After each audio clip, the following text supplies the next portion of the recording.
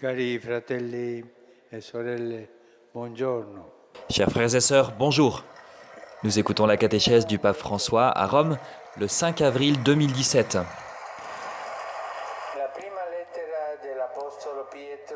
La première lettre de l'apôtre Pierre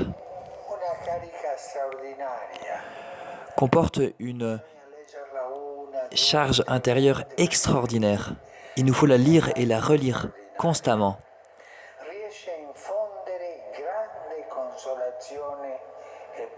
Elle est capable de nous donner une grande consolation, une grande paix. Elle nous fait sentir que le Seigneur est toujours près de nous, qu'il ne nous abandonne jamais. En particulier dans les situations les plus difficiles de notre vie. Mais quel est le secret de cette lettre? Et particulièrement du passage que nous venons d'entendre, chapitre 3, versets 8 à 16.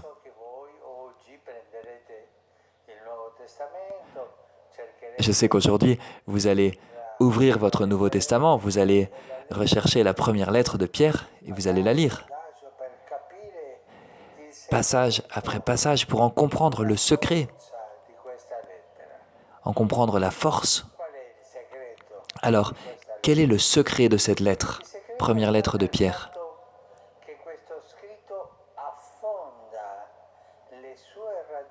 Le secret est d'abord que cet écrit prend ses racines directement dans la Pâque, le grand mystère que nous sommes sur le point de célébrer.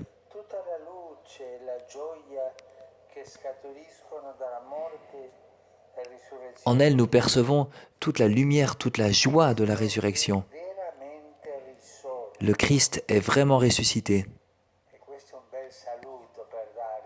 Voilà une belle salutation que nous pouvons nous échanger le jour de Pâques.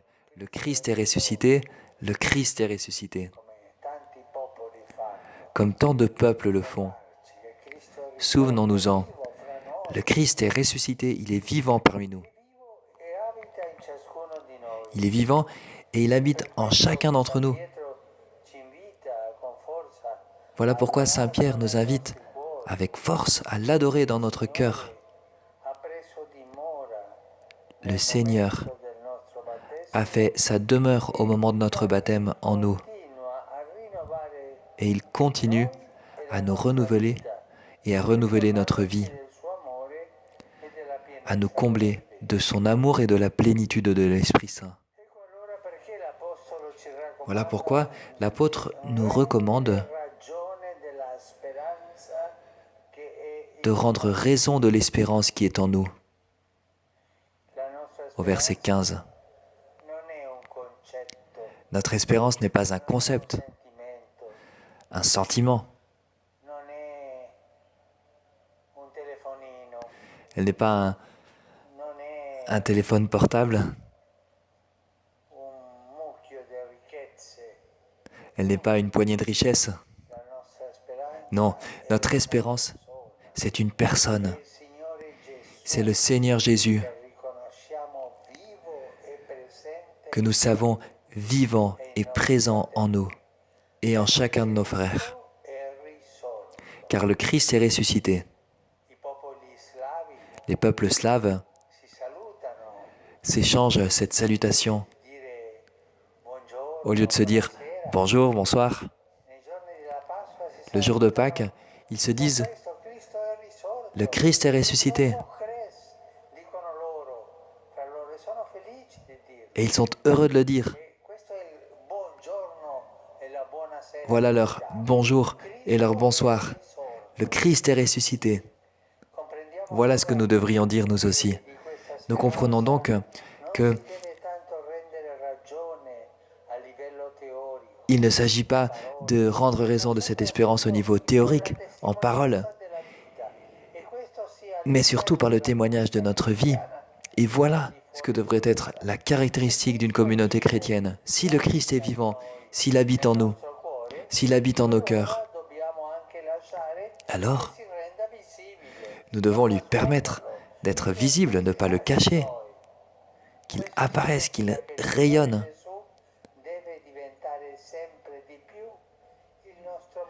Jésus doit devenir de plus en plus notre modèle, le modèle de notre vie. Nous apprendre à nous comporter comme lui s'est comporté.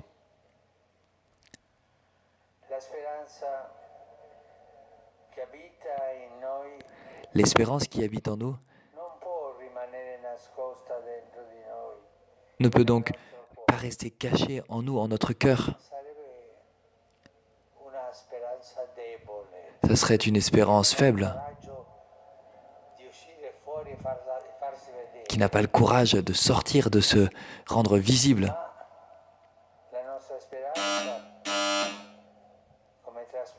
Mais notre espérance,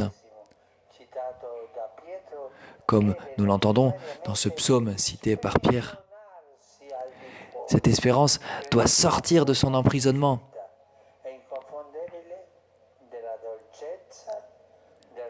avec douceur, avec respect, avec bienveillance vis-à-vis de notre prochain, en arrivant même à pardonner ceux qui nous font du mal.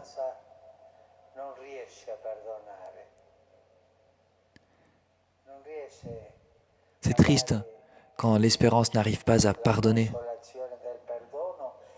quand il n'y a pas la consolation du pardon, quand on ne reçoit pas non plus cette consolation de pouvoir pardonner. Mais Jésus, lui, l'a fait.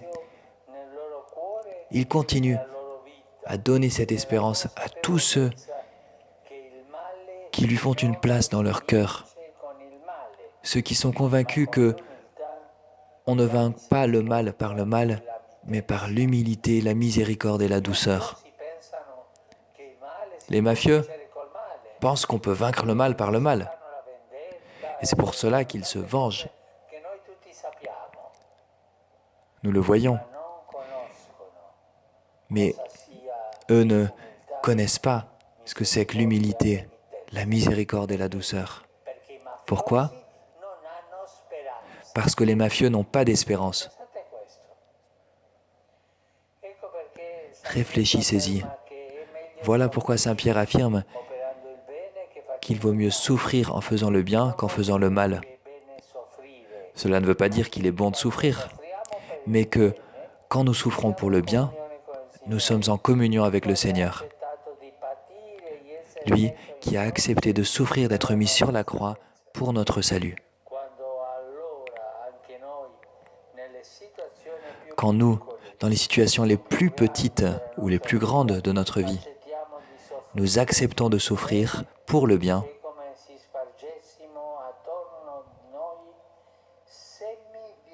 c'est comme si nous semions autour de nous des germes de résurrection, des germes de vie,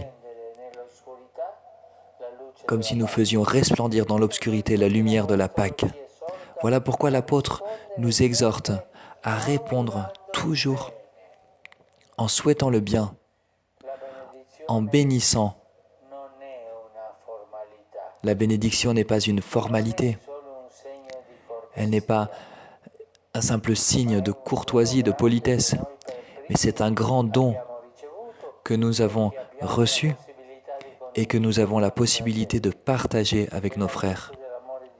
C'est l'annonce de l'amour de Dieu, un amour démesuré, inépuisable,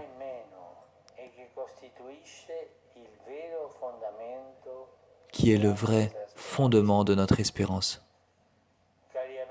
Chers amis, voilà pourquoi nous comprenons aussi que l'apôtre nous appelle bienheureux quand nous souffrons pour la justice. Ce n'est pas pour une raison morale, mais parce que chaque fois que nous nous mettons à la place des derniers, des marginaux, ou que nous ne répondons pas au mal par le mal, mais en pardonnant, sans vengeance, en pardonnant et en bénissant, à chaque fois que nous faisons cela, nous resplendissons comme des signes vivants, des lumières d'espérance, Nous sommes des instruments de consolation et de paix selon le cœur de Dieu. Alors, continuons à être doux, à être bons, à être aimables, à faire le bien, même à ceux qui ne nous aiment pas ou qui nous font le mal même. Allez, continuons.